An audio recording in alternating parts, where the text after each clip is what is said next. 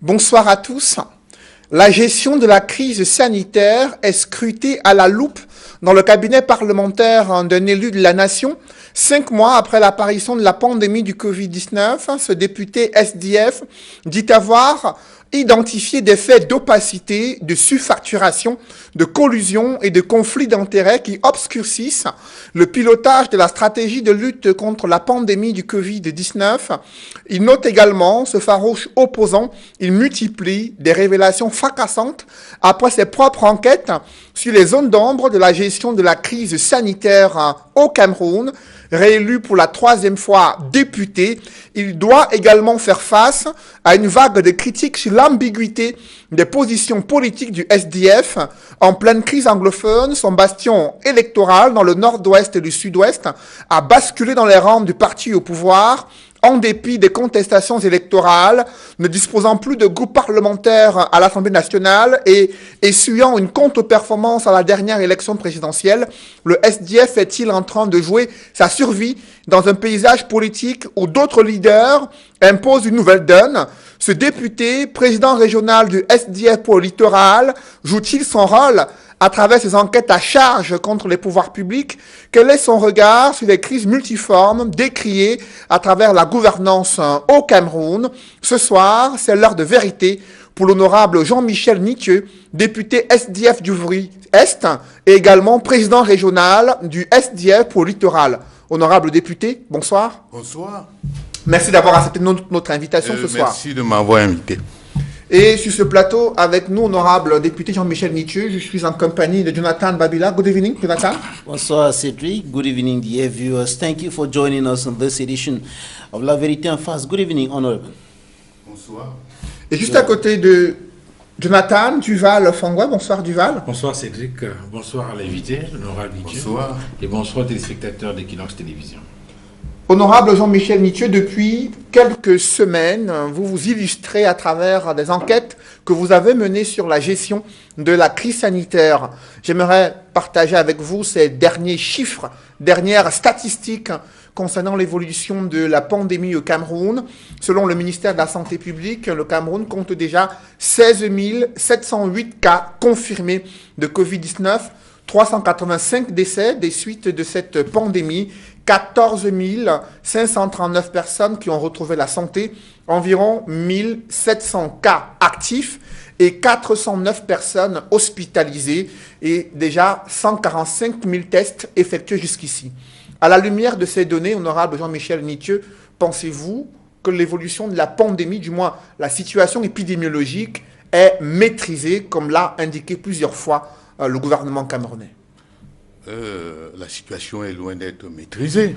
Je dois indiquer que le Cameroun est le pays d'Afrique noire le plus touché par cette pandémie, après, bien entendu, l'Afrique du Sud.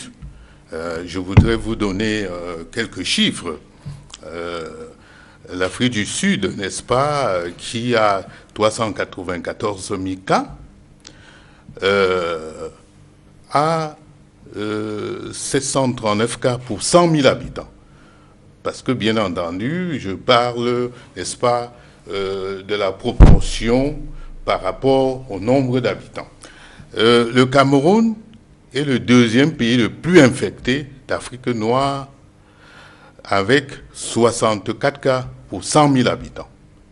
Je continue, le Sénégal, 54 cas pour 100 000 habitants, la Côte d'Ivoire, 56 cas pour 100 000 habitants, le Soudan, 27 cas pour 100 000 habitants, l'Ouganda, 2 cas pour 100 000 habitants, l'Angola, 2 cas également pour 100 000 habitants. Donc vous comprendrez avec ces chiffres que la riposte a échoué et que je pense que nos gouvernants gagneraient à être modestes et à changer radicalement la manière dont n'est-ce pas, la riposte a été menée jusqu'à présent. Where is the failure? Honorable Jean-Michel Nicho, where has the government failed in its fight against COVID-19? The government of Cameroon precisely. Oui, déjà, quand on nous parle de 145 000 tests, je trouve que c'est complètement ridicule. On nous a parlé au début de cette pandémie de tests massifs, n'est-ce pas, en vue. On nous a dit que on avait importé, n'est-ce pas, du matériel pour réaliser les tests à grande échelle. Et nous constatons que uniquement 145 000 tests ont été effectués. Et il faut interroger d'ailleurs la qualité de ces tests. Hein, parce que il m'est revenu qu'il y avait beaucoup de problèmes dans ces tests, parce que il y avait des gens testés positifs, n'est-ce pas, qui se révélaient négatifs par la suite. Donc il y a un problème de fiabilité dans ces tests, vice-versa, des gens testés négatifs qui développaient la maladie par la suite. Vous comprenez? En gros, je peux dire que je suis extrêmement déçu par le nombre de tests qui a été effectué. Je me serais attendu qu'on soit au moins à 500 000 tests. Donc 147 000 tests, pour moi, c'est vraiment insuffisant. Pourtant, le gouvernement s'est et le ministre de la Santé publique, un mois après l'apparition de la pandémie de Covid-19, autour de mi-avril, il y a eu cette annonce de la création des centres agréés de gestion du Covid-19 dans les principales villes infectées, à savoir Douala, Yaoundé et Bafoussam, sur la gestion de ces centres agréés. Quel est le regard que vous portez aujourd'hui? Sur la gestion de ces centres agréés, je dois d'abord noter que la plupart de ces centres manquent le minimum nécessaire pour faire face à la gestion de cette pandémie. Absence de médicaments, absence de matériel, disons, absence de tests et surtout concernant les centres mobiles comme Bapelépé, c'est des centres qui, par exemple, Bapelépé devait être ouvert depuis 3 mois, selon le ministre de la Santé. Ce centre n'est toujours pas opérationnel. On a des toilettes qui sont dehors, c'est-à-dire que les malades sont obligés éventuellement de sortir pour aller, disons, se mettre à l'aise. Autant de bricolage que je dénonce ici. Mais il y a une visite du secrétaire d'État en charge des épidémies qui a noté que le souci plutôt se trouvait au niveau de la connexion entre les équipements médicaux et le système électrique. Il a visité ces fameuses toilettes qui étaient au centre d'une controverse durant plusieurs semaines, notant qu'elles ont été certes construites à l'extérieur, mais ceci c'est pour garantir les questions d'hygiène et de salubrité. Que pensez-vous de ces arguments? Non, c'est des arguments qu'on ne peut pas retenir. Et lorsqu'on sait que ces centres, ces toilettes, autant pour moi, ces toilettes d'un autre genre, sont facturées à 100 millions de francs par mois, n'est-ce pas, à l'État, je trouve que quand même, là, il y a exagération quelque part. Comment vous parlez de facturation de 100 millions de francs? 100 millions de francs. Vous vous appuyez sur quoi concrètement, honorable Je député? m'appuie sur des informations que j'ai, n'est-ce pas, indiquant que ces toilettes ont été facturées et à 100 millions de francs par mois, n'est-ce pas, aux contribuables. Le ministre de la Santé publique a indiqué que l'aménagement des centres spécialisés des stades militaires et stades Mbappé-Lépée, y compris l'équipement en matériel médical et mobilier hospitalier, tout ceci a coûté 836 millions de francs CFA. Pour aménager à la fois le stade militaire et le stade Mbappé-Lépée, il y met l'équipement en matériel médical et le mobilier hospitalier. Que pensez-vous de ces fonds qui ont été débloqués pour l'aménagement de ces sites visant à accueillir des patients atteints de Covid-19? Je crois que le ministre se contredit, hein, le ministre de la Santé se contredit totalement, parce que quand dans son point de presse, il parle de 8 milliards pour les travaux, il s'agit de quels travaux? Il parle de 6 milliards pour les équipements de protection, 4 milliards pour le matériel. Pour quel matériel? Donc, vous comprenez les chiffres qu'il avance. J'ai l'impression que le ministre de la Santé ne cesse de mentir, il ment surtout, sauf sur l'essentiel. Donc, ces chiffres, je crois qu'ils ne sont pas fiables. Le ministre... Why do you think that the minister is lying? What are the proofs that you have at your disposal to prove that what the minister is saying is not exact? The figures that he's presenting, that this money, this amount was spent for this, 8 million for this, 4 million for this, and so on. But you saying that he is lying? Oui, une chose est claire. Quand un ministre, quand on donne la possibilité à un ministre de dépenser 20 milliards sans contrôle, 20 milliards dépensés de gré à gré, sans aucun appel d'offres, avec un mercurial stratosphérique, j'aimerais autant dire que je ne suis pas fondé à donner du crédit à ce que le ministre dit. Parce que quand je me rends compte que cet argent a été dépensé, ces 20 milliards, alors que la structure médicale en charge normalement de l'achat et d'approvisionnement, le Sénamé, a été mis de côté. Pourquoi est-ce que cette structure a été mise de côté? Mais le ministre indique qu'il a obtenu l'autorisation de passer par la procédure des marchés spéciaux, ce qui lui donne le droit de saisir un prestataire et de lui offrir toute commande possible. C'est la réponse qu'il donne sur cette gestion qui est en cours et qui a déjà coûté aux contribuables camerounais près de 20 milliards de francs CFA. Oui, mais ce que je voudrais demander au ministre, c'est de nous donner la liste de ces prestataires. Quels sont ces prestataires?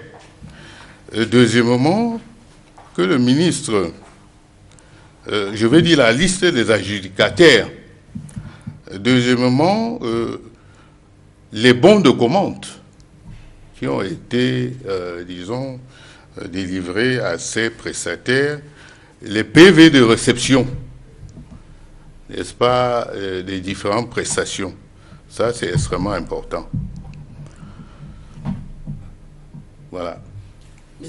Honorable, what problem do you have with the award of COVID-19 contracts? What is the problem? Is it with those who are executing the contracts, the manner in which the contracts are awarded? Where is the problem? Mon problème, j'espère que je vous ai bien suivi. Excusez-moi de devoir m'exprimer en français. Go ahead, please. Mon problème, C'est que j'ai le sentiment que le ministre de la Santé profite de la détresse des Camerounais pour s'enrichir et enrichir la mafia qui se constitue autour de lui. Can you prove that?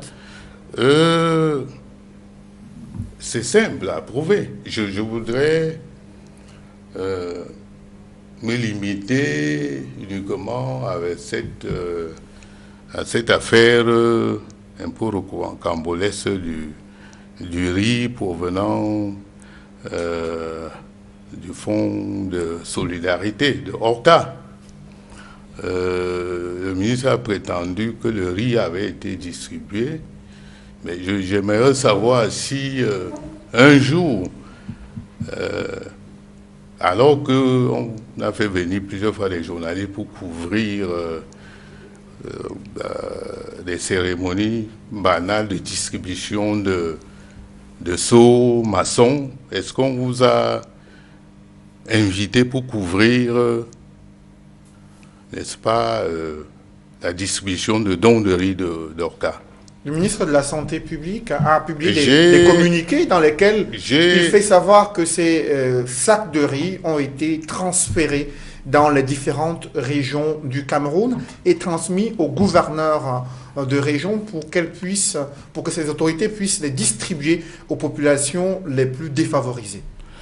Le ministre a transféré le riz, c'est ce qu'il indique, mais j'ai la preuve que ce riz, une bonne partie de ce riz a été vendu à des particuliers à Douala et à Yaoundé. Est-ce que ça, c'est de la faute du ministre, alors que lui, il indique clairement dans ses communiqués qu'il y a eu une distribution, une répartition à travers les 10 régions du Cameroun? Est-ce que pour vous, c'est le ministre qui aurait ordonné il n'y a eu aucune traçabilité dans la gestion de ce fonds de solidarité. Je parle de riz, je peux parler d'autre chose parce que... Non, restons sur le riz pour comprendre un peu concrètement comment ça s'est passé. Vous dites qu'à Douala et Yaoundé, il y a eu des ventes de ce qui a été donné gratuitement au gouvernement camerounais dans l'optique de venir en aide aux populations face à la pandémie de Covid-19? Oui. Comment est-ce que cela a été fait concrètement? Le ministre prétend que le riz a été dispatché au niveau des gouverneurs, mais il le dit quand il a été acculé, il a été obligé de trouver, n'est-ce pas, une réponse qui ne nous satisfait pas. Parce qu'il n'y a aucune traçabilité. None of the governors have so far said they didn't receive any rice. Mais quel gouverneur a confirmé avoir reçu le riz? Et nous voudrions savoir, n'est-ce pas, comment ce riz a été acheminé jusqu'au gouverneur? Est-ce que ce que les gouverneurs ont fait de ce riz? Who sold the rice? Who sold the rice, Honorable? You said some people sold the rice to individuals. Who sold the rice?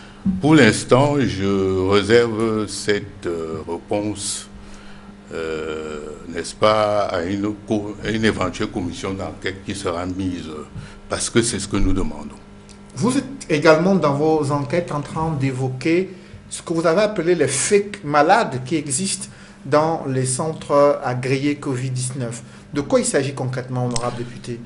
Il s'agit des malades imaginaires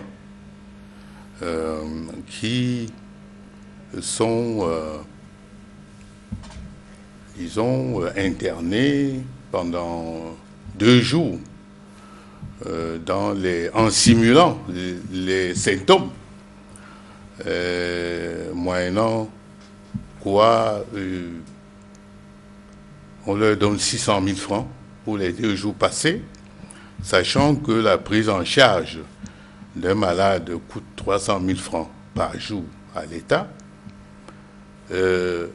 Ces malades imaginaires n'est-ce pas, sont par la suite facturés pour la durée de la quarantaine, de la quatorzaine, 4 200 000. Je prends l'exemple de Yassa, où il y a à peu près au total 10 malades qui sont passés par là, et officiellement, dans les registres, on a enregistré 140 malades. Et qui étaient les autres au différentiel? Ben, les 130 autres malades. Les 140, c'est des malades imaginaires pour lesquels l'État a déboursé 300 000 fois 14 fois 140. Voilà les malades imaginaires. C'est pourquoi vous allez voir que le taux des malades qui se sont remis, n'est-ce pas, de la Covid, sont assez élevés, sans qu'on nous dise comment exactement ça s'est passé. Parce que le ministre lui-même reconnaît que le taux d'occupation des lits est faible dans les centres. Peut-être parce que les malades sont méfiants. Mais toujours est-il que les chiffres, n'est-ce pas, du ministre sont problematique. Government thinks that the fact that the number of persons who have been successfully treated of COVID-19 is high, very close to the global figure of persons tested positive for COVID-19, more than 14,000 who have been treated. Government thinks that that's an indication that it is managing the pandemic well, it is succeeding in the management of the pandemic. Non, Don't you think so? il y a une manipulation des chiffres dans un but de camoufler, n'est-ce pas, tout la mafia qui est organisée autour de la gestion de cette pandémie. Est-ce que vous n'imaginez pas, honorable Jean-Michel Nitieux, qu'il y aurait comme une sorte de malaise pour des citoyens, des compatriotes et même des Africains qui nous regardent partout sur le continent et même ailleurs, de voir qu'il y a un député de la nation sur une chaîne de télévision, après avoir parlé sur les réseaux sociaux, qui parle de ministre en fonction en utilisant des termes genre non, il a menti, non, il a fait ci. Est-ce qu'en tant que député de la nation, vous n'auriez pas, est-ce qu'il n'était pas plus convenable d'utiliser les cadres et les canaux légaux, par exemple les mécanismes de contrôle de l'action gouvernementale, pour interpeller le ministre et essayer d'avoir des informations précises sur les situations qui sont dévoilées? Est-ce qu'on n'aurait pas pu en voir, je veux dire, des résultats qui soient nettement meilleurs et fiables? Oui, je pouvais bien utiliser ces canaux-là, mais j'ai tout à fait le droit d'utiliser tous les canaux que je juge, n'est-ce pas, utiles pour informer les Camerounais, pour contrôler l'action du gouvernement, et c'est mon rôle statutaire, et surtout pour dénoncer les dérives managériales. Parce que si un ministre se comporte comme un voyou, je ne suis pas obligé d'attendre 3 ou 4 mois. Vous savez combien de finir une session pendant laquelle le ministre n'a pas daigné, n'est-ce pas, apparaître, alors qu'il avait l'occasion de le faire, parce que nous avons eu une plénière spéciale concernant la contribution de la médecine traditionnelle à l'offre de santé. Et parce que sur cette question, justement... Or, le ministre ne s'est fait représenter. Je dois dire que un gouvernement travaille à temps plein, et le député aussi. Je n'ai pas besoin d'attendre une session parlementaire pour dénoncer les manquements du gouvernement qui est en place, surtout qu'il y a des précédents. Vous savez, si j'ai fait de cette affaire une affaire personnelle, c'est parce qu'il s'agit de la santé des Camerounais. On sait que ce gouvernement nous a habitués à d'autres scandales, hein, pour ne parler que de la CAN, n'est-ce pas, que j'ai dénoncé en son temps, pour lequel, le scandale, j'ai eu même à initier des manifestations sévèrement réprimées, vous vous rappelez, parce que c'était une honte pour nous que la CAN ne soit pas organisée au Cameroun. Oui, ma question porte davantage sur... Donc, je suis dans mon rôle. Oui, c'est vrai que vous êtes fondé d'utiliser tous les canaux que voilà. vous... et donc, mais en tant que député, ça aurait été peut-être nettement meilleur de voir qu'un député utilise justement ces mécanismes-là. Je ne peux pas... Vous savez, nous sommes...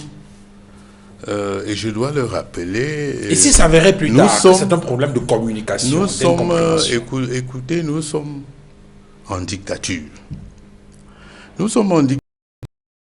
Et je veux que mon action soit efficace. Parce que je ne peux pas aller m'enfermer dans une assemblée pratiquement monocolore où le parti au pouvoir s'est attribué frauduleusement une majorité obèse, où nous ne disposons même plus de groupe parlementaire à cause de la fraude électorale et de la crise dans le Nord-Ouest. Je ne peux pas aller m'enfermer dans cet espace-là parce que je veux utiliser les canaux habituels. Mais vous êtes député, vous avez été élu. Et voilà, ça ne m'empêche pas d'utiliser cette voie-là. Je vous rappelle que je suis l'un des députés, n'est-ce pas, qui envoie le plus grand nombre de questions orales au gouvernement. Et je vous rappelle d'ailleurs... Est-ce que dans le cas d'espèce, il y a eu une interpellation précise du ministre de la Santé à laquelle il n'a pas daigné répondre? Dans le cas précis de la gestion du Covid, est-ce que vous avez utilisé... je vais dire, c'est parce qu'il faut que je vous explique comment fonctionne l'Assemblée. Le député, en tout cas, peut interpeller le ministre à travers les questions orales. Quand on dit questions orales, en réalité, c'est des questions écrites. Et ces questions sont envoyées au niveau de l'Assemblée, reçues par la conférence des présidents. Et par la suite, elles peuvent être programmées, n'est-ce pas, au bon vouloir du président de l'Assemblée. Et je vous rappelle que j'ai vécu des expériences assez malheureuses où j'avais interpellé des membres du gouvernement sur des sujets précis. Et quand mes questions étaient programmées, elles étaient sans objet parce que ce n'était plus d'actualité. Ça, c'est des manœuvres que nous connaissons au niveau de l'Assemblée. Parce que dans le cas précis, avec votre permission, Cédric, Vous savez que le ministre de la Santé a réagi aux plaintes, je veux dire, à vos doléances. Le 17 dernier, alors qu'il inaugurait, il était à Ibolova, dans le cadre de ses activités, il a été interpellé par des confrères, je crois, de mutation, et il a répondu en indiquant qu'il ne comprenait pas pourquoi un député de la nation l'interpellait à travers les réseaux sociaux, alors qu'il y avait... il sait très bien que un député ne peut pas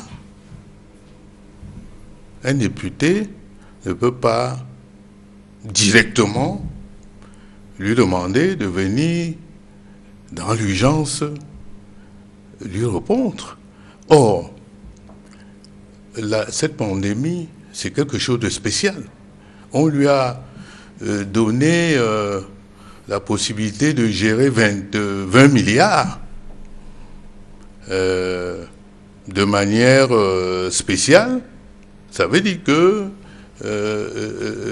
tout s'est fait, n'est-ce pas, dans un contexte, n'est-ce pas, d'urgence. Si cela s'avérait plus tard, si s'avérait plus tard, que ce que vous avez dit était juste lié à un problème de communication ou d'incompréhension, parce qu'il a répondu sur au moins deux aspects, sur les doléances que vous avez émises. Il a dit que sur la question des toilettes mobiles, vous êtes à Douala, je reprends exactement ce qu'il a dit, il vous suffit de vous rendre au stade Mapelepe pour réaliser qu'il y a un nombre un peu plus important de toilettes mobiles. C'est l'élément qu'il a indiqué. La deuxième chose, c'est sur le fond. Les toilettes mobiles qui ont été déposées à l'extérieur, n'est-ce pas, alors, de la structure. Et sur la question du fonds de dotation spéciale, il a indiqué que si vous aviez échangé avec le ministre des Finances, vous auriez dû vous rendre compte que ce fonds n'est pas encore opérationnel. C'est ce qu'il a répondu.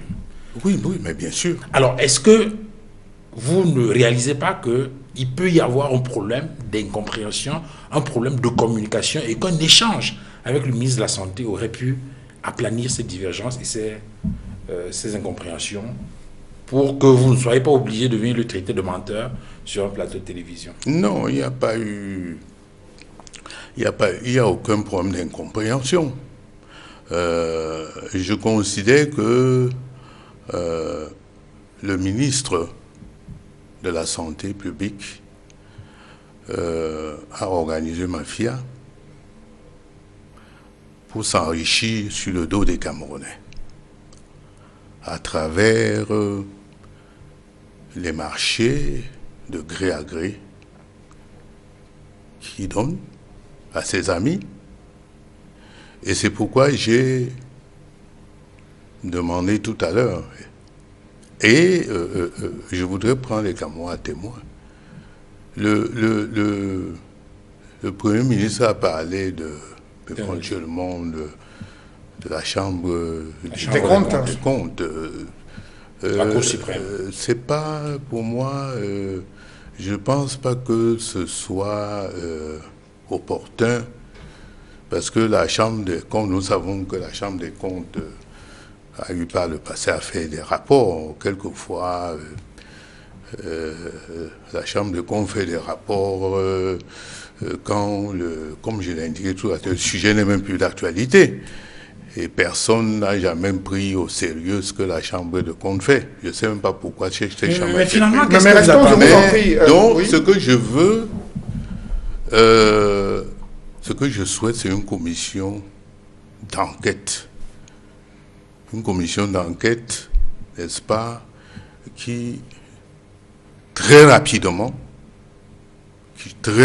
parce que, encore une fois, il s'agit de la santé des Camerounais. Justement, honorable Jean-Michel Nitieux, j'aimerais qu'on reste sur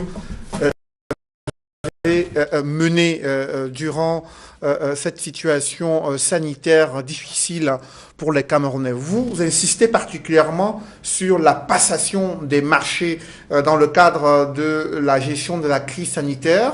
Le ministre, quant à lui, il indique qu'il y a une commission spéciale qui a été mise sur pied et qui a pour rôle de préparer et donner son avis sur les projets de marché et de lettres de commande spéciaux qui sont passés au sein de son ministère. Cette commission spéciale est constituée des experts du ministère de la Santé, experts du ministère des Finances et expert de l'Agence de régulation des marchés publics au Cameroun. La mise en place d'une telle commission est-elle rassurante pour vous pour garantir la transparence dans la gestion des commandes, des bons de commande publiques effectués dans le cadre de cette gestion de la crise sanitaire? Mais, Monsieur Noufélé, vous savez que il y a tout un gouvernement en prison. Et quand nous avons dénoncé, n'est-ce pas, le dérive managérial, on nous a toujours expliqué que tout se fait normalement selon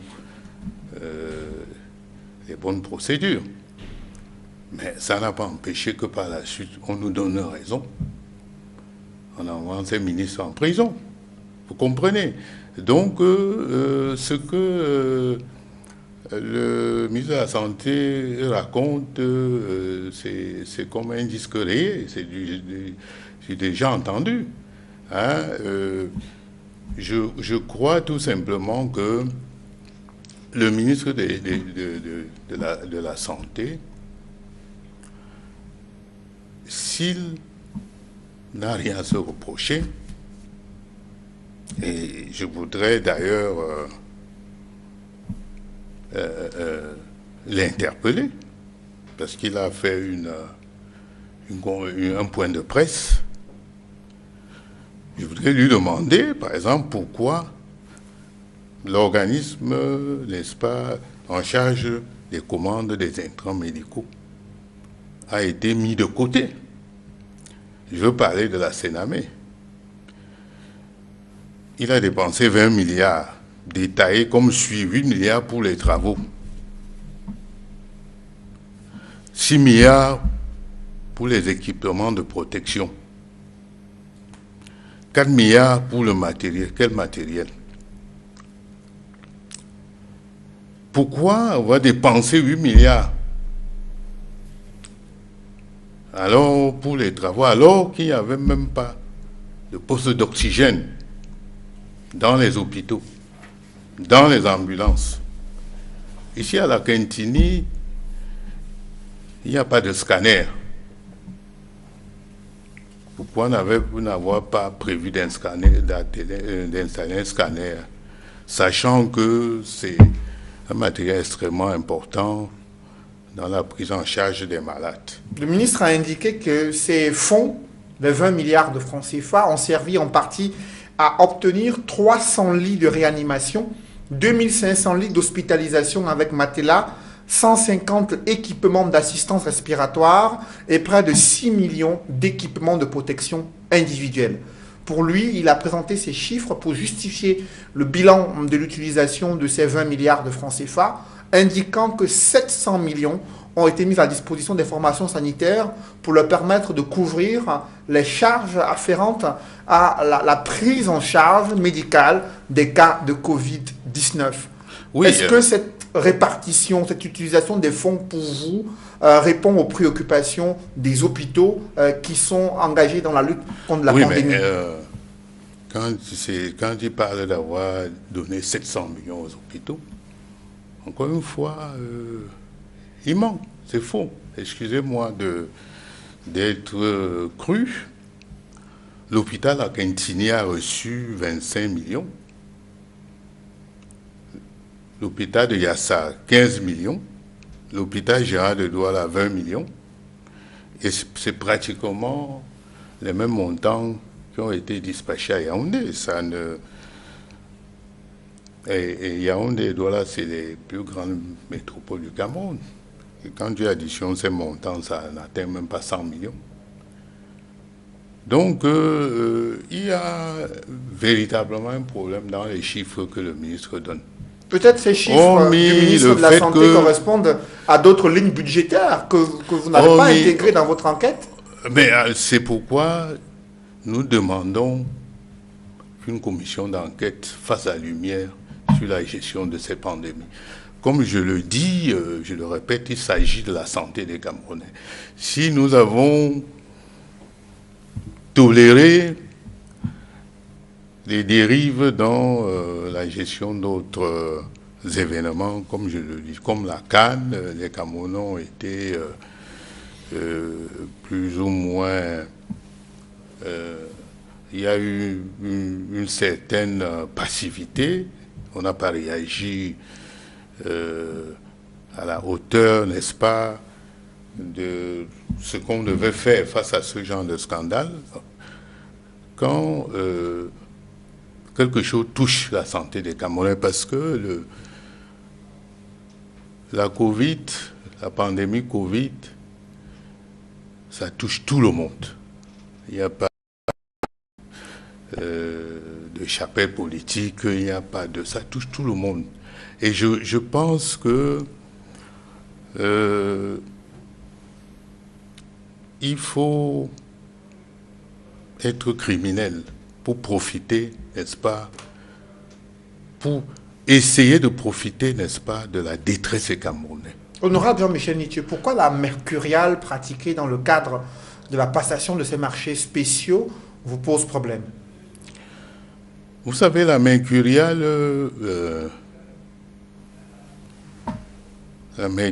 au Cameroun, c'est quelque chose de terrible pour un pays très pauvre, très endetté. J'avais eu, ça fait une dizaine d'années à peu près, à interpeller ce ministre, l'ancien ministre des Finances, Simi Millet, qui est en cavale.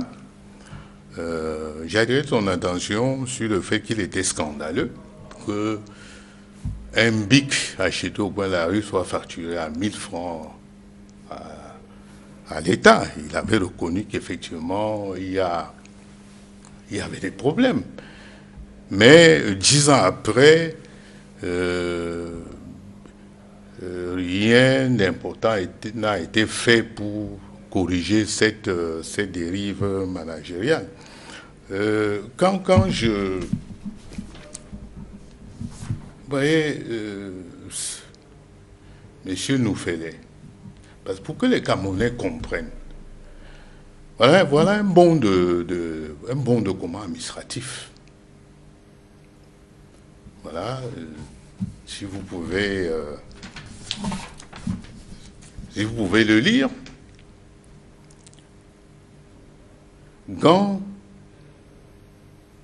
Alors, c'est un bon qui porte sur du matériel, n'est-ce pas, le gant de latex, 1000 boîtes facturées à 10 000,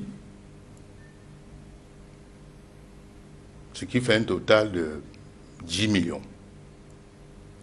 Or, ce gant est acheté en pharmacie. Et je rappelle que les prix des pharmacies sont homologués par le ministre de la Santé, par le ministère de la Santé. Donc il suffisait, sachant que ce ministre avait ses fonds à sa disposition, il suffisait tout simplement, n'est-ce pas, de s'approvisionner dans les pharmacies.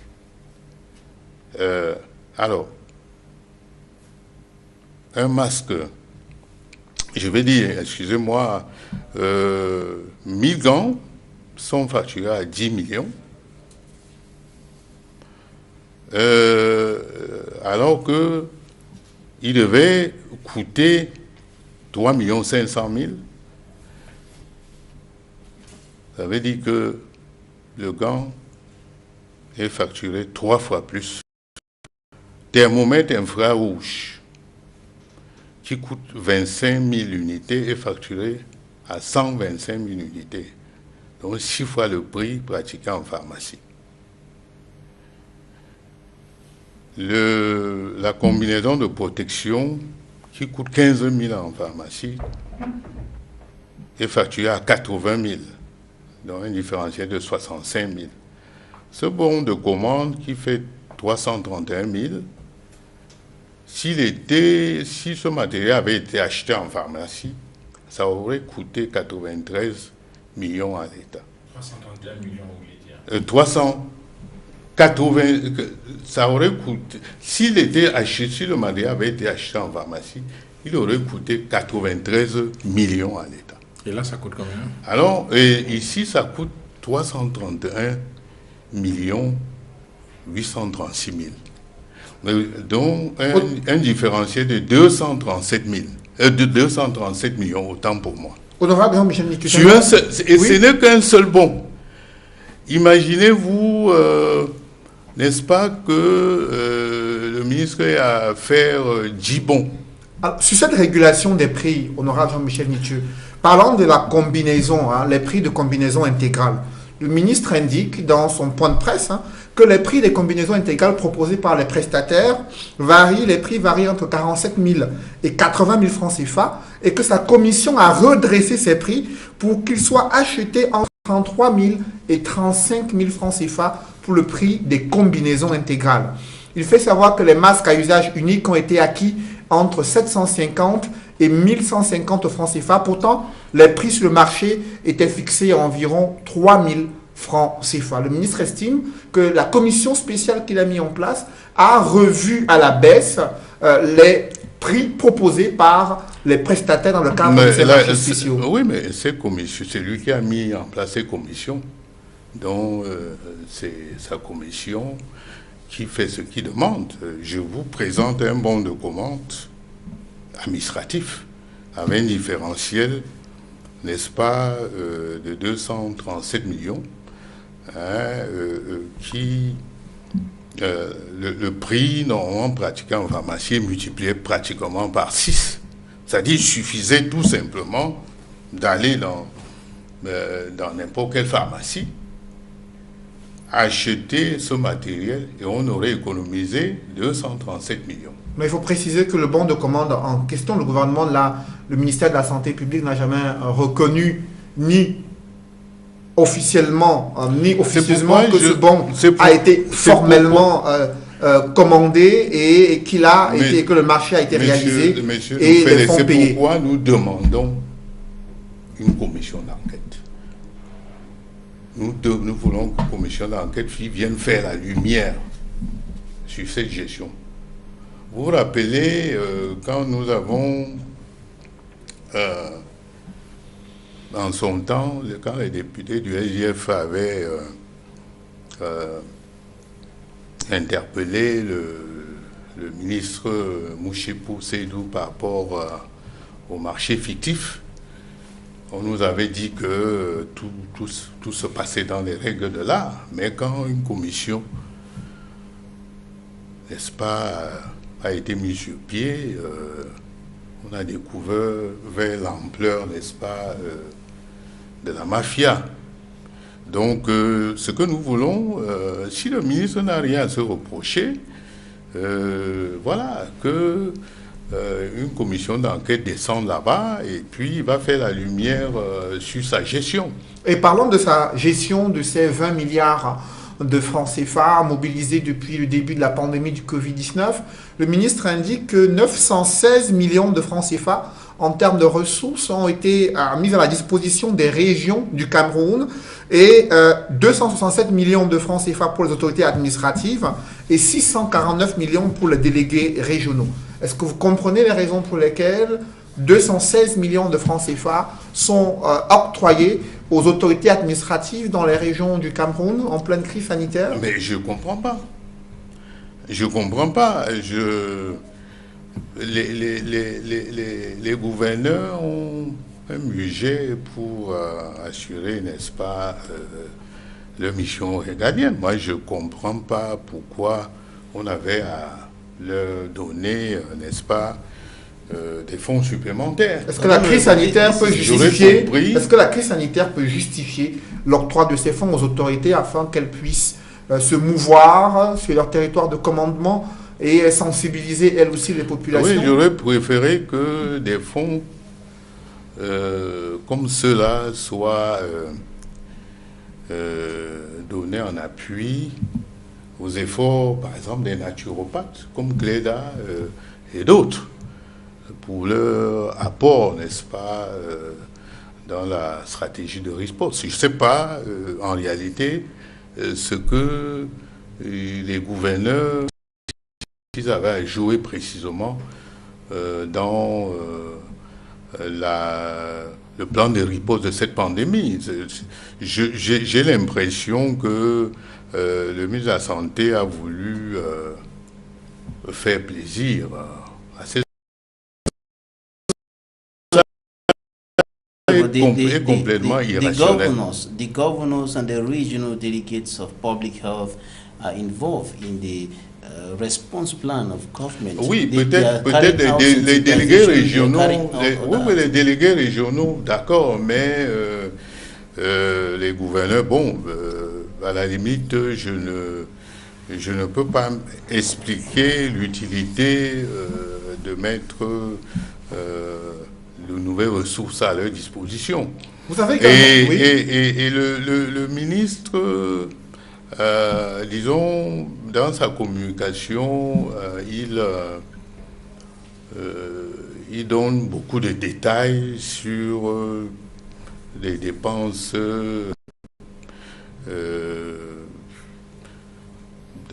que je dirais périphériques, mais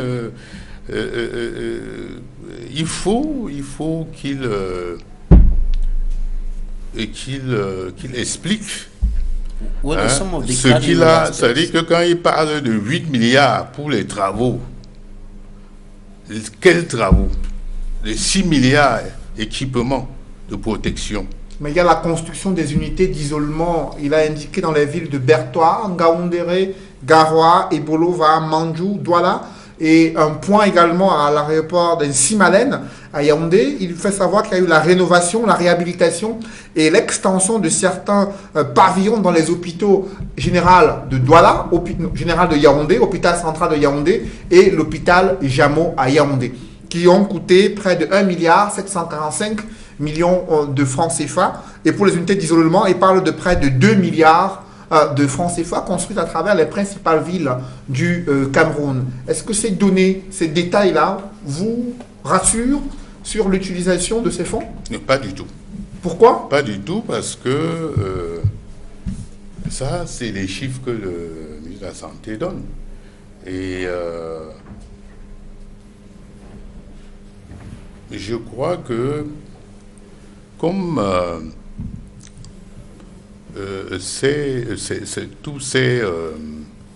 toutes ces opérations ont été faites sur la base de gré à gré par ses amis. Je pense qu'il est important qu'une commission d'enquête, n'est-ce pas, vienne faire la lumière. Vous êtes en train de faire un procès d'intention au ministre de la Santé publique. Il a réagi entre la ligne à vos propos. Il indique que ces enquêtes menées par l'honorable Michel Nitieux sont des polémiques qui éloignent la communauté nationale du principal problème, à savoir juguler la pandémie du Covid-19. Il précise que son souci, c'est de respecter les règles d'éthique, de transparence et de bonne gouvernance dans la gestion des fonds dédiés à la crise sanitaire. Pour vous, enquête polémique, inutile, qui éloignerait les Camerounais du problème de fond, selon le ministre de la Santé publique, à savoir juguler la pandémie de Covid-19, qui enregistre déjà près de 16 000 cas de personnes infectées par cette pandémie. Je crois que le ministre de la Santé a l'art des formules.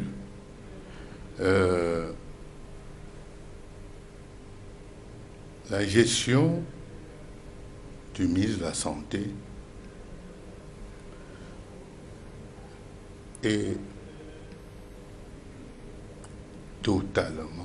se fait dans une opacité totale. Quand il vous dit que c'est une commission qui fait ci, c'est une commission qui fait ça, il faut dire que tout ça, ça se fait sur forme de délit d'initié. Vous comprenez? C'est-à-dire que à travers les sociétés écrans, et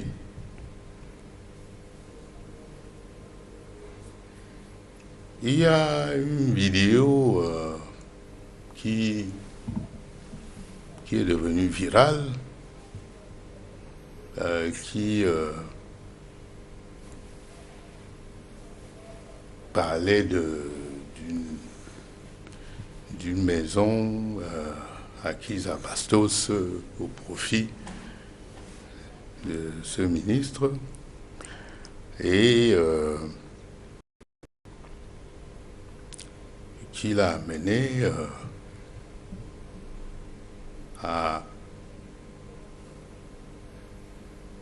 offrir, à donner l'exclusivité de la commande des tests et de tout le matériel. Ce sont des accusations graves, honorable député. Le ministre n'a jamais reconnu d'avoir offert à ses proches de telles facilités dans les procédures de passation des marchés spéciaux. Un ministre a le droit d'avoir un logement, quels que soient les quartiers résidentiels de Yaoundé. Qu'est-ce qui fait problème concrètement? La société Medellin médicale qui a été inaugurée en grande pompe par le ministre et qui a l'exclusivité de la commande en ce qui concerne l'ensemble du matériel concernant la COVID-19. Cette exclusivité peut être liée au fait que cette structure a les compétences, la surface financière et a présenté des atouts importants que le ministre de la Santé a jugé nécessaire de lui confier ces marchés-là. Avant l'avènement de la Covid, vous avez entendu parler de cette société? Mais honorable, je vois ceux qui peuvent avoir le sentiment qu'il y a un acharnement contre le ministre de la Santé. Il faut se rappeler qu'il y a 2 mois environ, vous avez appelé à la démission du ministre de la Santé publique. Maintenant, vous accusez le ministre d'un certain nombre de choses. Vous avez dit que c'est un menteur.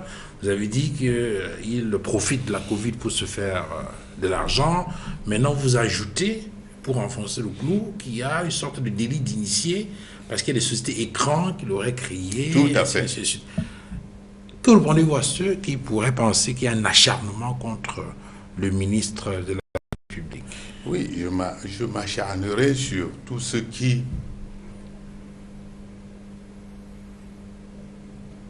profite de la détresse des Camerounais pour s'enrichir. C'est un acharnement, j'assume. Les accusations peuvent être gratuites, sans fondement, honorable député. Au regard des éléments mis à la disposition du public par le ministre de la Santé publique. Vous savez, il y a des choses qui ne trompent pas.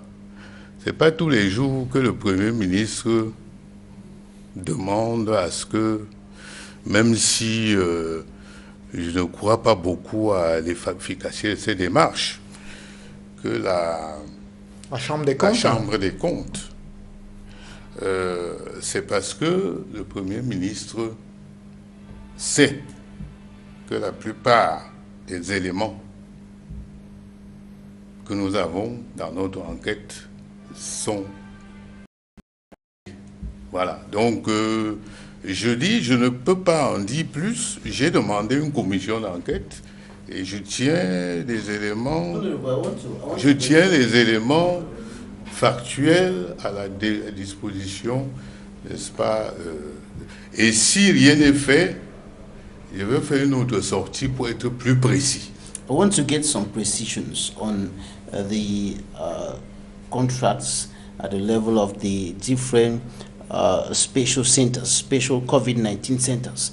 You seem to have a problem just with the award of the contracts. Have you done findings on the work done on the ground?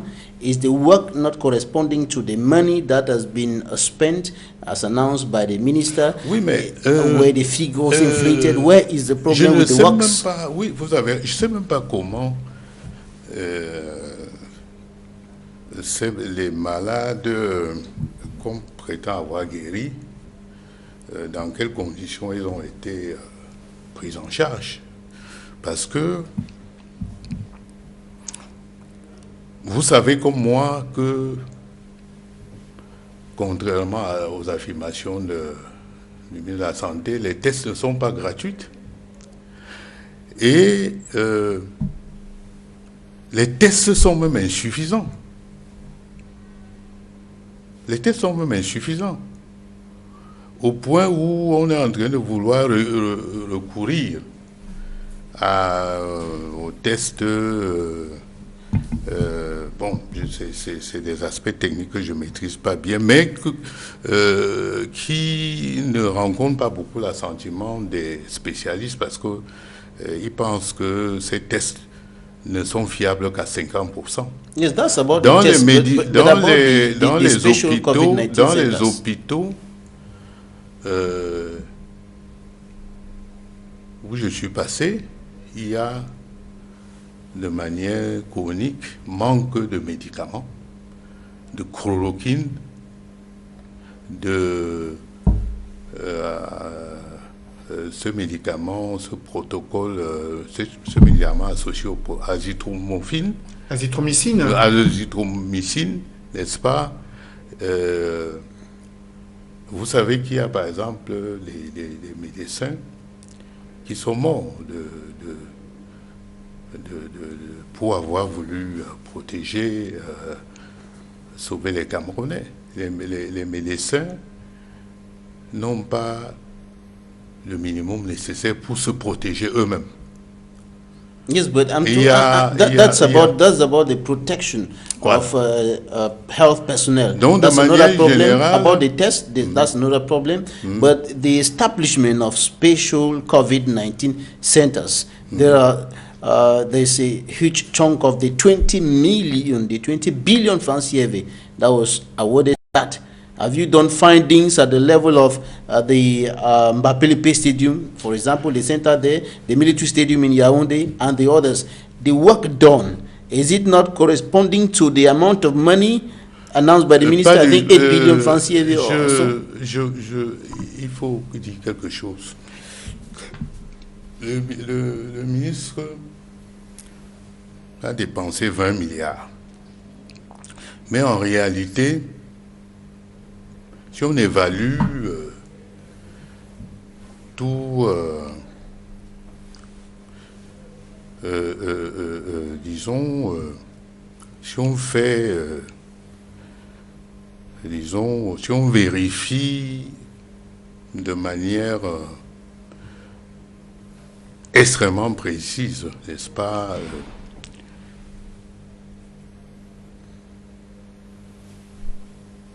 toutes ces dépenses qui ont été faites, on va se rendre compte que, en réalité,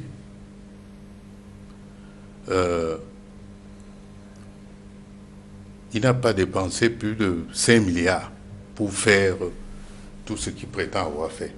Donc il y a eu non seulement surfacturation, c'est pourquoi j'ai demandé tout à l'heure que le ministre puisse rendre public les procès-verbaux de réception de ces différentes commandes. Est-ce que, quand on nous dit que le stade Mbapelepe a été aménagé à coût de 1 milliard, je ne sais plus combien. Mbapelepe et stade militaire ont coûté environ 700 millions de francs CFA. Voilà. Quand vous allez à Mbapelepe, vous pensez que ce qu'il y a là comme équipement, ça a coûté ce montant? Quand vous allez, c'est plus grave encore au stade militaire. Donc, je crois que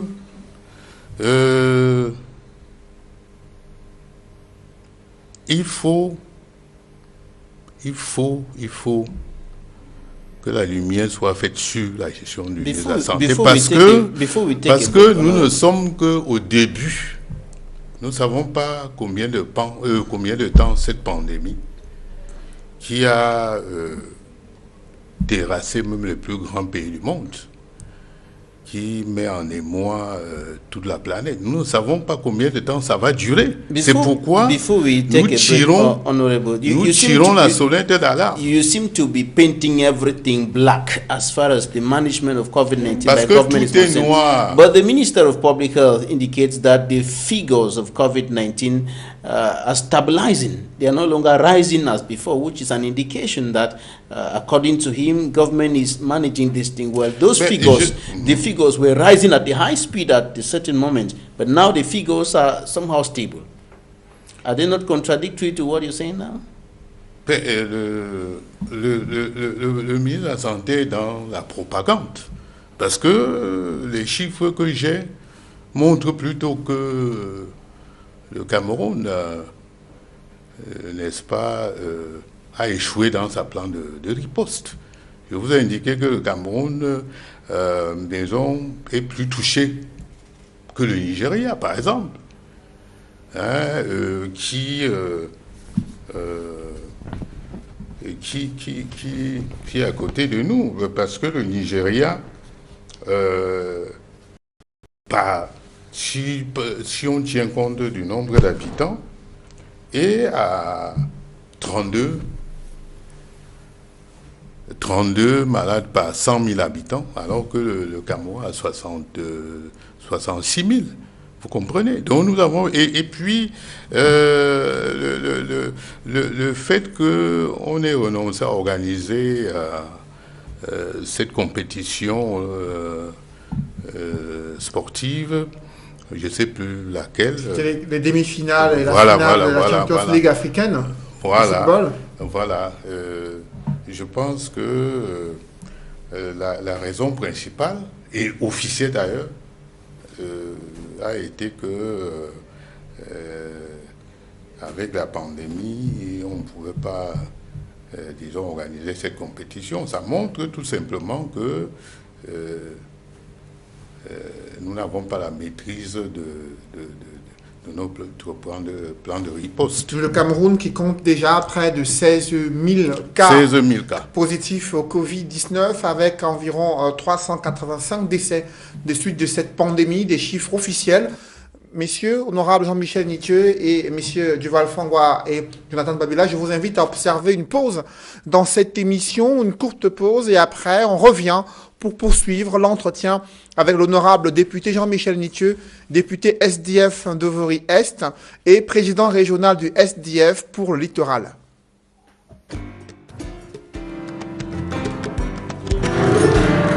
Vous pouvez boire un peu d'eau, hein?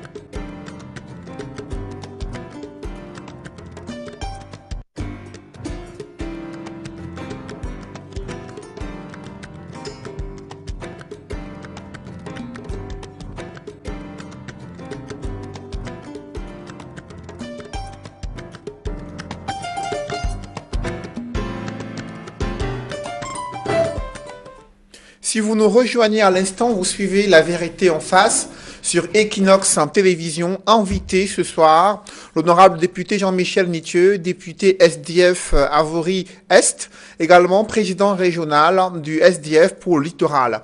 Honorable député, vous avez été réélu pour la 3e fois dans un contexte particulier. Le Cameroun fait face à une crise dans le nord-ouest et le sud-ouest. Et les Camerounais n'ont pas oublié que le SDF avait conditionné sa participation à ces élections législatives et municipales au retour à la paix dans le nord-ouest et le sud-ouest. Honorable député, pourquoi vous avez participé à ces élections alors que la paix n'est pas de retour dans le nord-ouest ni dans le sud-ouest? Oui, c'était une décision extrêmement difficile. Il vous souvient que nous avons tenu 2 réunions du comité exécutif national de notre parti en l'espace de 3 jours. Et nous avons finalement décidé d'aller aux élections parce que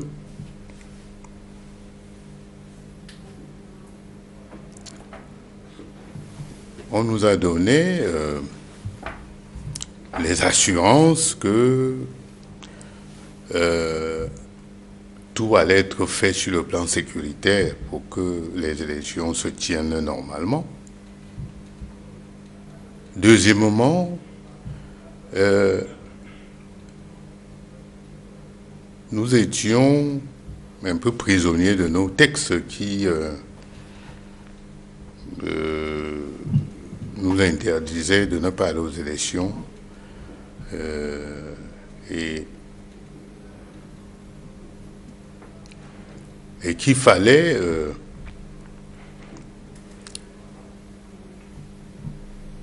organiser un congrès s'il fallait, n'est-ce pas,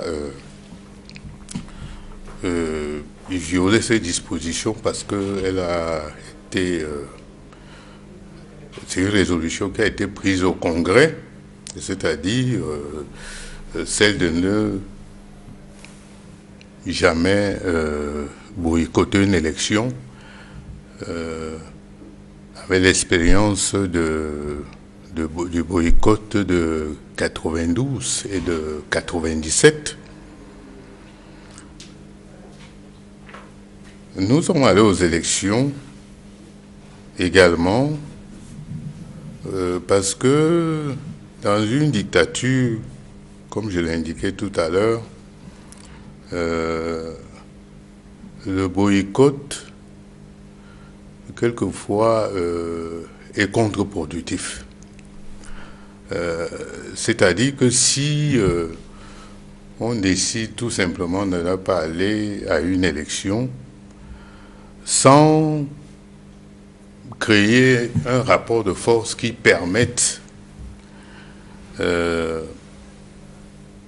d'empêcher la tenue ou de les perturber de manière substantielle, ça ne sert à rien de boycotter une élection parce que de toute façon, le régime dictatorial en place va toujours trouver les partis qui vont l'accompagner, n'est-ce pas, dans cet exercice-là. C'est pour cette raison. En faisant le bilan de ces consultations électorales, honorable Jean-Michel Nitieux, aujourd'hui avec le recul, c'est pourquoi. Est-ce que vous avez le sentiment que c'était la meilleure décision à prendre au regard des performances réalisées par le SDF au terme de ces consultations électorales? Non. C'était peut-être pas la meilleure décision. J'en conviens avec vous. Pourquoi aujourd'hui vous prenez cette position, regrettant d'avoir participé à je ces regrette, élections? je regrette tout simplement parce que nous pensions que surtout dans le cadre du nord-ouest et du sud-ouest, surtout le nord-ouest qui est notre plus grand fief électoral, que en y allant, les choses allaient se passer un peu comme dans un tournoi de football où quand le terrain est glissant, il est pour tout le monde. C'est-à-dire, on savait très bien que, à la lumière de ce qui s'est passé lors de la présidentielle, que ça allait être extrêmement compliqué. Mais bon, on se disait que au lieu de laisser le RDPC y aller seul, parce que vous savez que pratiquement dans le Nord-Ouest, le RDPC est le seul parti, pratiquement dans toutes les circonscriptions, qui fait face au SDF. C'est-à-dire qu'en décidant de ne pas y aller, on livrait le Nord-Ouest sur tapis vers le RDPC. Donc nous nous sommes dit que ça, c'était peut-être pas ma position, mais j'assume, n'est-ce pas, les décisions prises par mon parti. Quelle aurait été votre stratégie dans le cadre de cette situation? Vous savez, dans le Nord-Ouest et je vais vous dire, après cette élection, et avec ce qui s'est passé, j'ai proposé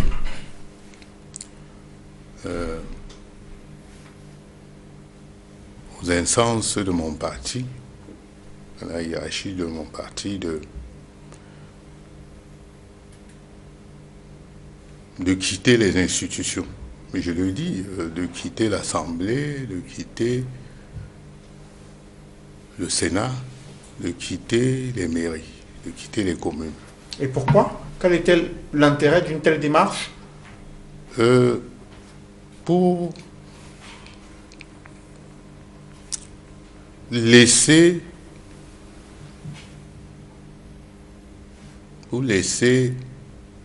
le régime en place, pour laisser le RDPC, n'est-ce pas, puisque tel a été toujours son souhait,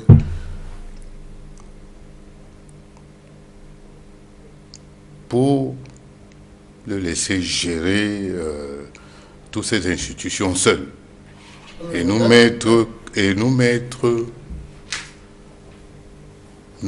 de côté et entrer dans une autre logique, parce que estimant que la logique institutionnelle qui a sous-tendu notre démarche jusqu'à là avait montré ses limites. De vouloir rester dans les institutions, ça avait montré ses limites. Et quelle devrait être la nouvelle logique, justement? Quelle devait être la nouvelle stratégie du SDF si ce parti venait à se retirer des institutions, comme vous le proposiez? C'était quoi l'alternative? L'alternative, c'était de mobiliser, de créer un électrochoc. Parce que si on quittait les institutions, ça allait créer un électrochoc. Surtout que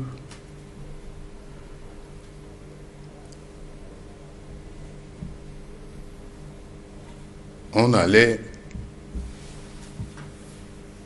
même si on n'a pas totalement la même démarche stratégique, on allait retrouver l'un des grands partis de l'opposition, comme on dit, pour parler terre à terre, dans la rue. Le MRC. Le MRC. Et je crois qu'à un moment donné, il faut créer le rapport de force. Parce que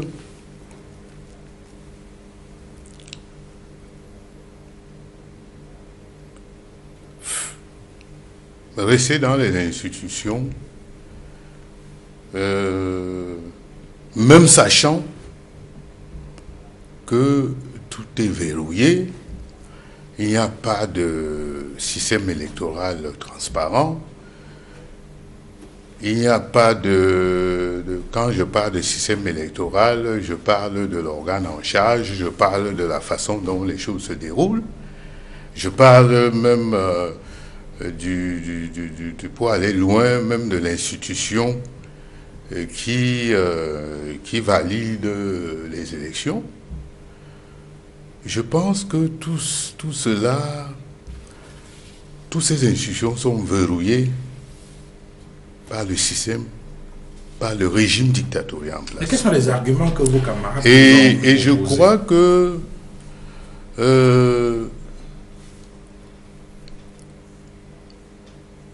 il faut commencer à sensibiliser les Camerounais pour qu'ils s'engagent, n'est-ce pas, dans une autre logique. Je pense que les Camerounais ne sont pas moins intelligents ou moins déterminés que d'autres peuples qui ont su prendre leur destin en main. Et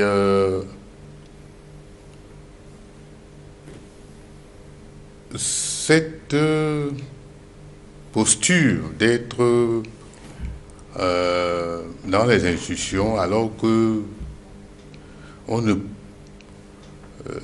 j'allais dire on ne peut pas faire bouger les lignes. Je vous en prie, honorable député Jean-Michel Nithieu, est-ce que vous êtes en train de faire un aveu que l'opposition qui a été élue au Parlement est incapable de pouvoir amener le changement au niveau même de la création de ce rapport de force, au niveau des propositions de loi à même d'améliorer les conditions de vie des Camerounais? Oui, mais c'est ce que je dis. On est...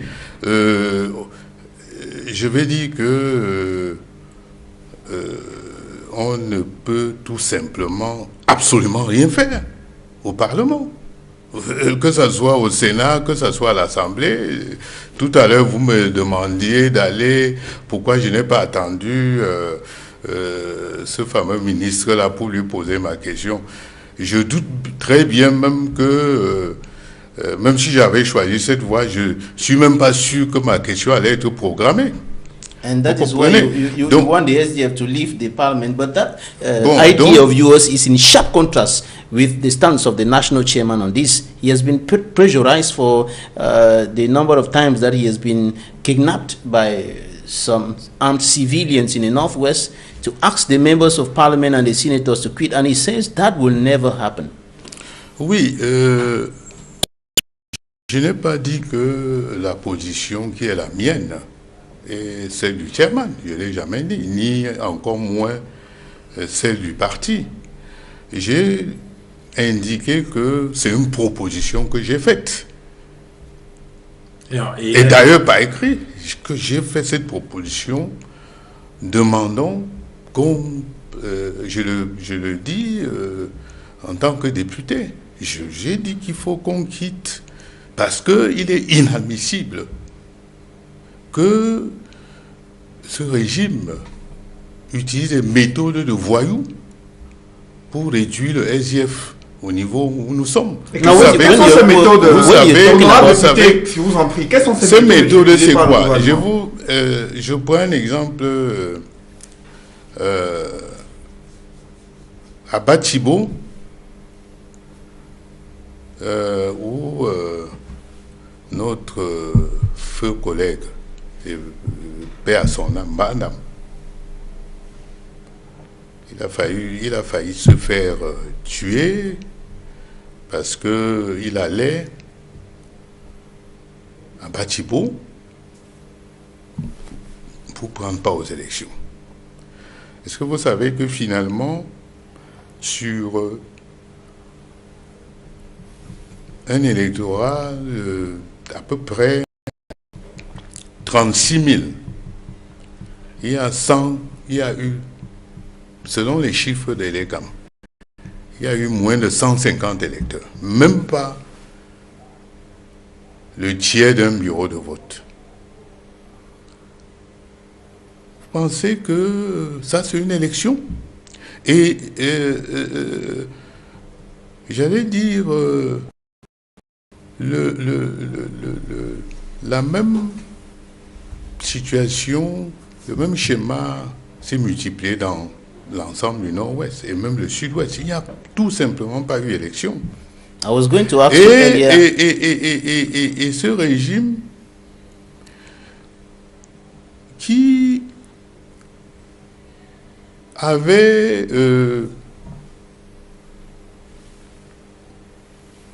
pris tous les engagements à faire en sorte que les choses se déroulent dans un contexte et un climat sécurisé, n'a absolument rien fait. Non seulement ils n'ont rien fait, mais quand on parle de méthode de voyous, ils n'ont pas hésité à valider une élection qui finalement n'avait pas eu lieu, parce qu'il n'y a pas eu élection. Ils n'ont pas hésité à s'accaparer de tous les députés du... Mais le SDF est allé au contentieux, il y a une reprise partielle dans certaines circonscriptions électorales du Nord-Ouest et du Sud-Ouest. On est allé au contentieux et le Conseil constitutionnel a annulé les élections. Certains de nos détracteurs ont même prétendu que c'était pour nous ménager un groupe. C'était méconnaître, n'est-ce pas, la roubladise et la malhonnêteté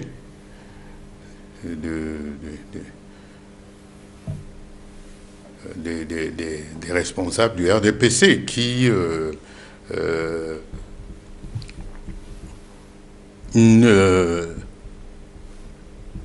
ne serait aucunement embarrassé d'avoir 180 députés sur 180. C'est pourquoi je parle d'une dictature. I was going Et to c'est ask pour you cette earlier, raison, Honorable, how the SDF was kicked out of his political stronghold in the Northwest region, but my path was just too narrow for me to push that question through. Now, you're talking about the manifestations and so on.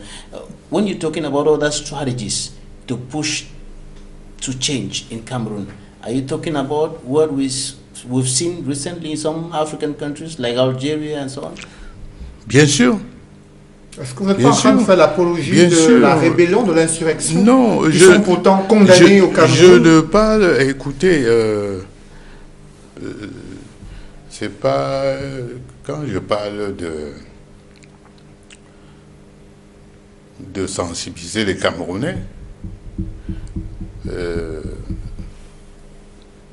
ne parle pas d'insurrection armée, je parle de mobilisation populaire. Vous savez, c'est le droit, c'est même le devoir de chaque peuple, n'est-ce pas, dont les libertés les plus élémentaires, ses droits les plus élémentaires lui sont refusés. C'est un devoir après l'indignation, de se révolter. Regardez ce qui se passe au Mali. Je crois que les Camerounais doivent comprendre que si n'acceptent pas de sacrifice, rien ne bougera. Ce régime est au bout du rouleau, mais si nous le faisons, il va se renouveler. Ce n'est pas ce que pensent des militants du RDPC. Ils tiennent à rappeler que leur champion, le président national et chef de l'État du Cameroun, a été réélu avec 71% des suffrages exprimés en sa faveur en octobre 2018. Que le chef de l'État est là et qu'il gouverne le Cameroun. Il a encore 5 ans à la tête du pays, nonobstant les crises liées à la situation sociopolitique dans le nord-ouest et le sud-ouest et les défis sécuritaires. Le chef de l'État est présent et il gouverne le Cameroun avec la contribution et la participation. Le discours des militants du parti au pouvoir face à vos appels de mobilisation des Camerounais. Qu'est-ce que vous en pensez? Ben, ils sont dans le propagande habituel. Quand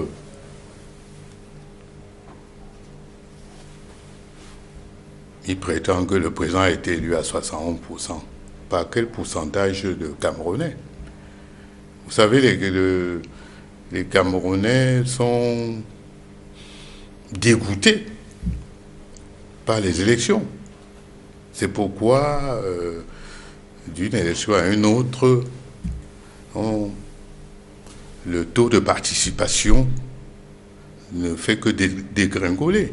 Vous savez, le Cameroun, c'est quand même à peu près 25 millions d'habitants. Et sur 25 millions d'habitants, on s'attend logiquement à ce qu'il y ait à peu près 15 millions d'inscrits. Or, au Cameroun, il y a 7 millions d'inscrits. Et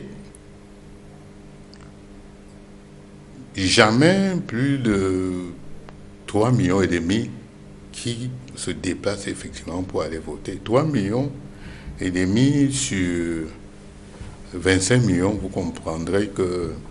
Que faut-il faire donc pour que les Camerounais participent davantage au processus électoral? J'ai parlé dans l'un de mes articles publiés il y a quelques mois de la réforme du système électoral consensuel. Mais j'avoue que je n'y crois plus beaucoup parce que les mêmes causes vont produire les mêmes effets. Expliquez-nous davantage, honorable Nietzsche. Pourquoi vous n'y croyez plus aujourd'hui? Je n'y crois pas tout simplement parce que le régime en place n'acceptera jamais de mettre en place les conditions de sa chute. Vous savez, s'il y a des élections transparentes aujourd'hui au Cameroun, M. Biya est battu à plate couture. Si il y a un système électoral véritablement transparent, la conséquence, c'est que ça va mobiliser les électeurs. Les électeurs iront en masse s'inscrire, ils iront en masse voter, mais ils ne croient plus aux élections. Et le pouvoir en place n'acceptera jamais de créer les conditions qui vont redonner confiance aux Camerounais en matière électorale. C'est pas possible. C'est-à-dire que demander au régime en place de créer un organe en charge des élections avec des membres qui ne soient pas des militants du RDPC, c'est lui demander l'impossible, pratiquement. Vous savez que tous les militants, les membres de l'ECAM, c'est des militants du RDPC. Et nous avons dénoncé ça dès la création du RDPC. J'ai une correspondance ici extrêmement scandaleuse d'un responsable, d'un membre du conseil électoral de l'ECAM, le professeur Monda, qui a prétendu avoir démissionné du RDPC, mais qui en réalité n'a pas démissionné de ses convictions. Il écrit comme militant du RDPC. Il a précisé qu'il s'adressait au coordonnateur du RDPC dans la région de l'Ouest, Oui. en tant qu'ancien député RDPC et membre du conseil électoral. Pourquoi est-ce que ça pose problème de rappeler son ancienne casquette? Il n'a fait que le rappeler dans la correspondance, en précisant qu'il y a en tête du conseil électoral de Délé. Tout cela est illustratif de la collision qu'il y a entre... vous savez, il y a dans ce pays... dit que on ne peut trouver... on ne peut pas trouver au Cameroun des personnes véritablement neutres, n'ayant appartenu à aucun parti politique. C'est fait intelligence, c'est fait insulte à l'intelligence des Camerounais.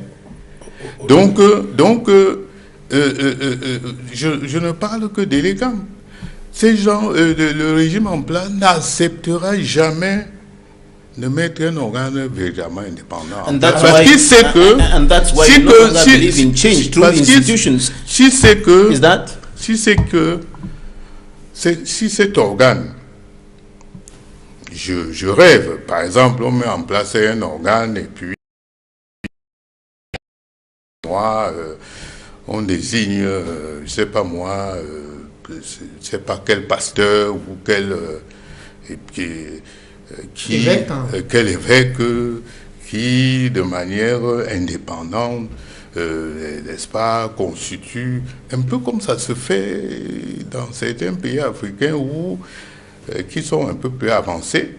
Je vous assure, ça sera la fin du régime. Alors, ils ne peuvent pas le faire. Et concernant la mobilisation, vous savez, j'ai vu certains militants du RDPC railler le président d'un parti politique en disant que oui, il n'arrive plus à mobiliser, mais il se dit leader de l'opposition, alors que j'aimerais que ce pouvoir laisse la liberté au peuple camerounais de manifester. Ce qui n'a jamais été le cas. C'est-à-dire que ce pouvoir a peur des manifestations comme la peste. Honorable, you no longer believe in change. You no longer believe in change through the institutions, and that's why you're thinking about this other option, this other strategy that is already being implemented by other political parties of the opposition. The CPP, for example, has been calling on Cameroonians to rise up, like what you're saying now, to rise up and push through for a change in Cameroon, push through for a political transition in Cameroon. But the SDF has not been supporting any of these initiatives. Why is the Social Democratic Front pulling its legs? Je pense que rien n'est statique. Les choses... Quand je ne suis pas le seul à avoir fait ce constat dans mon parti. Quel constat? Le constat de ce que nous sommes dans une impasse, de ce qu'on n'obtiendra rien, on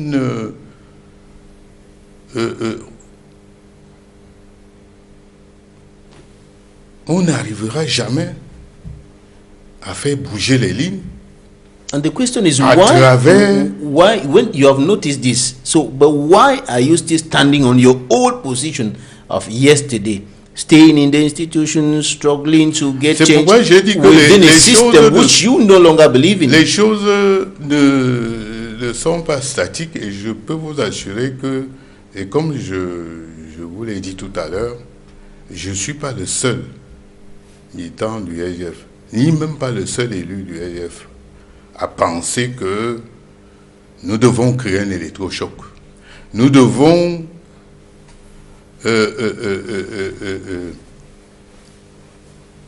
penser au peuple camerounais nous devons considérer que nous ne pouvons pas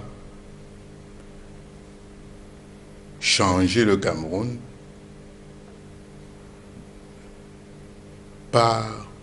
en comptant, n'est-ce pas, sur le régime en place qui continue à jouer le rôle, n'est-ce pas, de joueur arbitre. C'est pas possible. Donc, si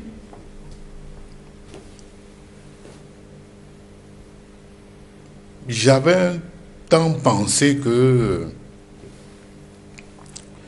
on peut éventuellement, avec des pressions, que ce soit au niveau national ou que ce soit au niveau international, à amener ce régime à accepter de mettre en place des institutions véritablement démocratiques. Vraiment, j'ai déchanté depuis. If the regional elections were to be organized in the months ahead, will you advise the chairman, the hierarchy of your party, to go in? Non. Ma position, c'est non, parce que de toute façon, vis-à-vis de nos frères anglophones, c'est même une provocation d'aller aux élections régionales.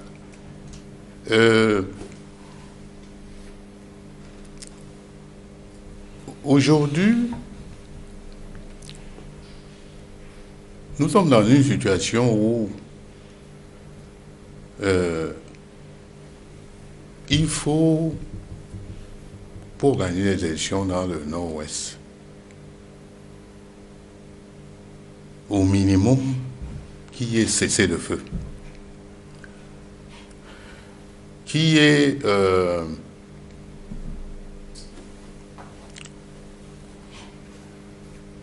et pour qu'il y ait cessez-le-feu, il faut entreprendre un certain nombre de démarches, notamment discuter avec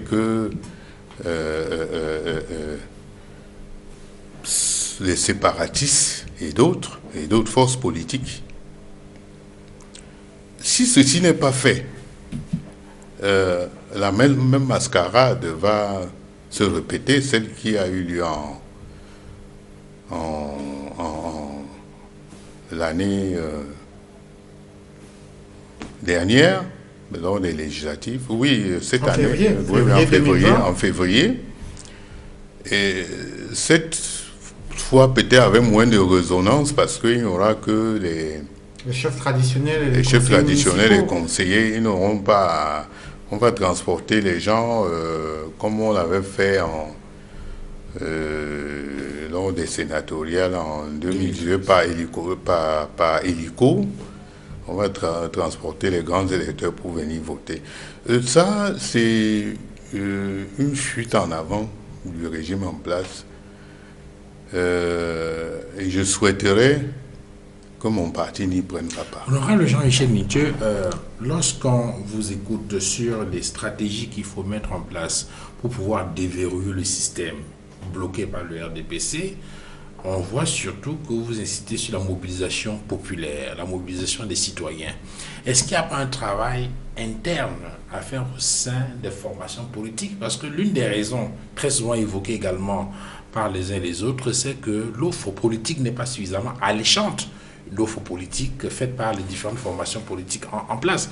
Est-ce que le moment n'est pas venu pour le SIF de tirer les leçons de ces différentes et successives déculetés du point de vue d'une réorganisation interne pour pouvoir se projeter davantage dans l'avenir? Est-ce qu'il n'y a pas une nécessité pour le SIF aujourd'hui de se régénérer? Est-ce que le SIF a liquidé les différents échecs ou les différentes contre-performances aux différentes consultations électorales passées? Oui, c'est un travail qui a commencé et qui va continuer dans le SIF. Mais concernant la mobilisation, je ne crois pas que c'est un problème de parti politique. Vous savez, quand les Soudanais se sont mobilisés, ce n'était pas sous le couvert d'un parti politique, c'était le peuple soudanais qui se mobilisait. Quand les Algériens se sont mobilisés pour chasser Bouteflika, vous vous souvenez bien, ce n'était pas un parti politique. Je crois que... Mais il y a un discours, je veux dire, qui doit être clair et limpide. Vous savez à l'Assemblée nationale, par exemple, sur la procédure, vous savez que les choses, vous ne voyez pas toujours les choses de la même façon. Le PCRN, par exemple, qui vient d'entrer à l'Assemblée, a dit être pratiquement satisfait de la manière dont cette session s'est tenue. Pendant que vous, au SIF, vous estimez que on n'en a rien tiré, c'est un échec, l'Assemblée nationale ne fonctionne pas, le Parlement n'offre rien du tout. Vous avez cette formation politique qui estime que, bon, ils sont une force de proposition. C'est une vision qui est complètement, j'ai dit, différente de ce que vous avez au SIF. Vous avez le MRC qui a décidé de ne pas participer aux consultations électorales, une idée que vous semblez partager. Est-ce que ces divergences-là n'amènent pas à comprendre qu'il y a une cacophonie au niveau de l'offre qui est présentée aux citoyens camerounais par rapport à l'alternance entre BIF? Je pense que nous devons prendre de bonnes décisions et le peuple reconnaîtra les siens. Quand vous dites vous? Le SGF. Et ça passe par quoi? Vous avez dit qu'il y a des chantiers qui ont commencé. Oui. Vous travaillez sur quoi? Vous travaillez sur le casting, le choix des candidats aux différentes consultations électorales. Vous travaillez sur quoi, par exemple? Nous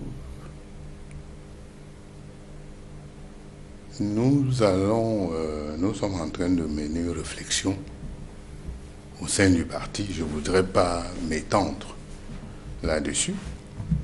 Mais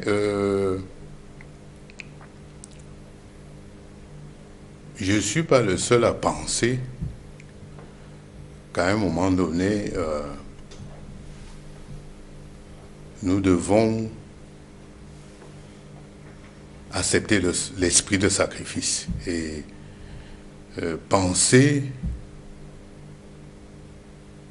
à l'avenir de ce pays. C'est extrêmement important. Est-ce que dans le chantier de, je vais dire quoi, de mobilisation ou de réorientation du SDF, vous pensez fortement à un rapprochement avec un parti comme le MRC? Le MRC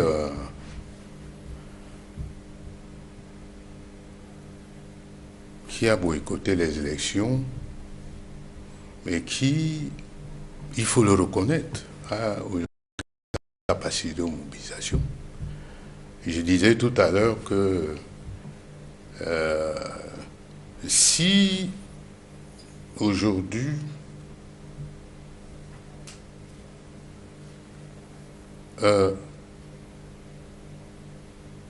ce régime respecte ses propres lois, notamment en ce qui concerne la liberté de manifester. Je vous assure, la mobilisation qu'il y aura est telle que M. Biya entendra nos clameurs d'étudier. Et c'est pour cette raison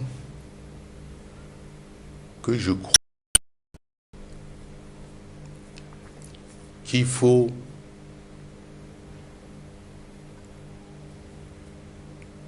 créer un électrochoc.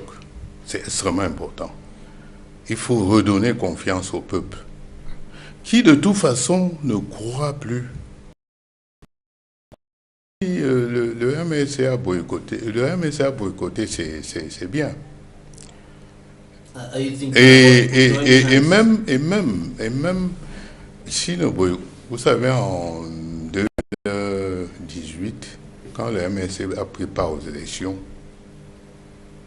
le taux de participation était à la présidentielle, c'est ce que je disais tout à l'heure. Il y a eu moins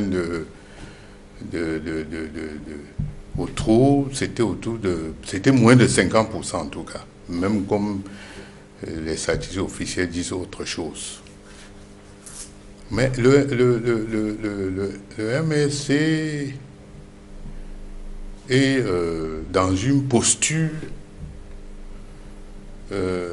qui le rapproche plus de ce que j'appellerais le peuple de l'opposition souhaite aujourd'hui. Et je crois que il est important que nous puissions évoluer. Il y a des petites différences d'approche stratégique, mais si nous nous mettons d'accord sur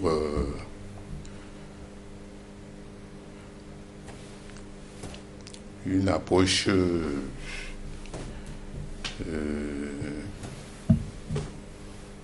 minimale, et si on entend sur les choses fondamentales, je pense que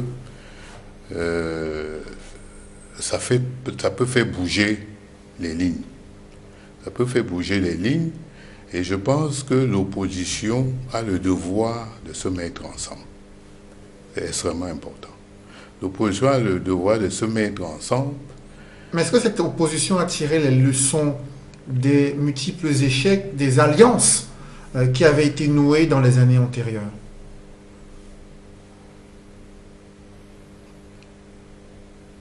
Il y a eu des tentatives de rapprochement qui ont été observées en 2011, en 2018, également dans les années 2004 et aussi concernant les élections présidentielles et les élections législatives et des groupements de l'opposition pour faire face au pouvoir qui n'ont pas tenu quelques mois au regard des égos de certains leaders politiques. Est-ce qu'on a tiré les leçons pour aller vers de nouvelles stratégies? Je vais être clair.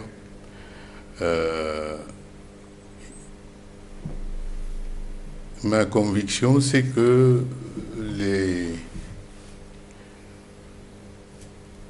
cette union de l'opposition ne doit pas se faire autour, n'est-ce pas, d'une ambition ou d'une démarche pour aller aux élections. Ça ne sert à rien de dire que, bon, il faut que l'opposition se mette ensemble pour aller battre Biya, avec tous les tas que je viens de décrire. But why you are not doing that? Others are doing that. The G20 supporting President Paul Biya.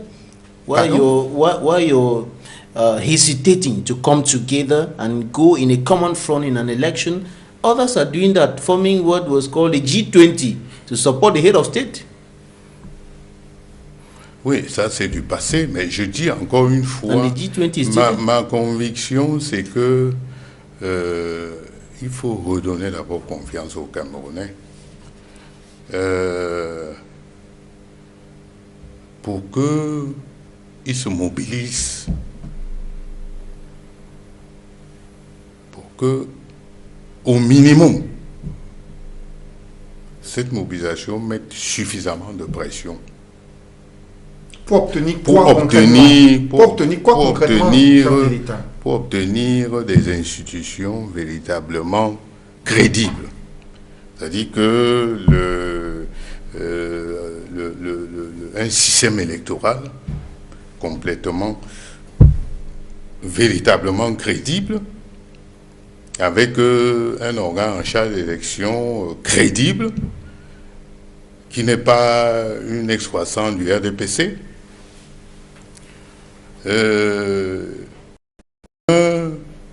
code électoral adopté de manière consensuelle avec l'imitation de mandat et tout ce que le SGA a suffisamment communiqué là-dessus et il y a un consensus autour de ce que nous voulons comme code électoral, ce que nous voulons comme de la façon dont nous voulons que le système électoral dans son ensemble n'est-ce pas, évolue pour devenir vraiment un système électoral digne, n'est-ce pas, d'une véritable démocratie. C'est-à-dire que cette mobilisation doit avoir pour objectif d'obtenir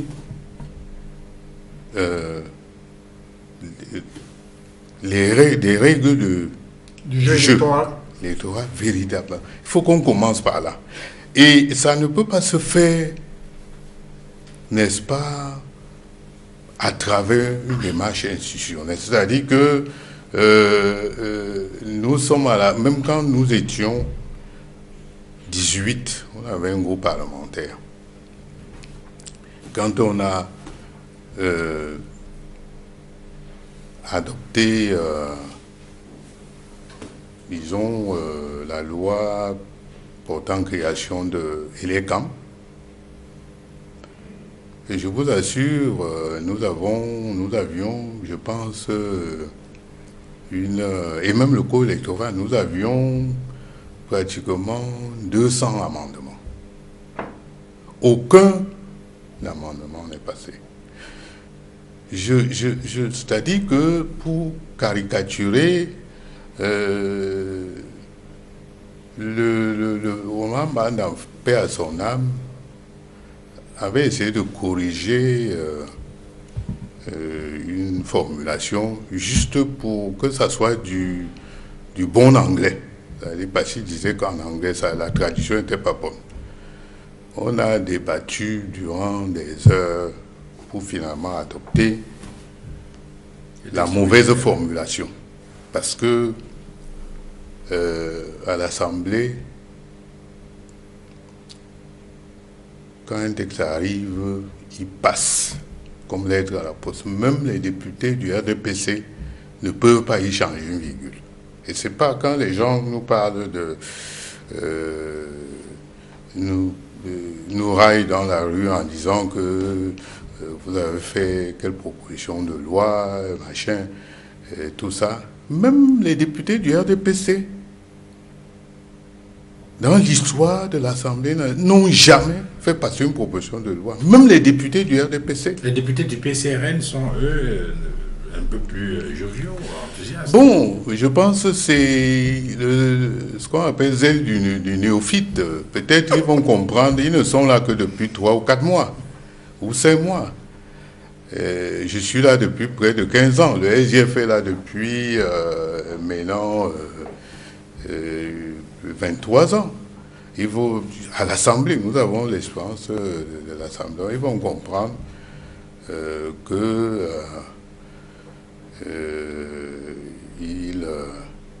ils ont été très vite, très enthousiastes. Honorable député Jean-Michel Nitieux, nous sommes arrivés au terme de cette émission. Merci d'avoir accepté notre invitation. Je rappelle que vous êtes député SDF Avory-Est, président régional du SDF pour Littoral. Honorable député, merci d'avoir accepté notre invitation. C'est moi qui vous remercie de m'avoir invité. Merci également à vous, Duval Fongois, Jonathan Babila, d'avoir participé à cette émission. Mesdames, Messieurs, c'est la fin de l'émission La Vérité en face. Merci de l'avoir suivi et merci de rester sur Equinox Télévision.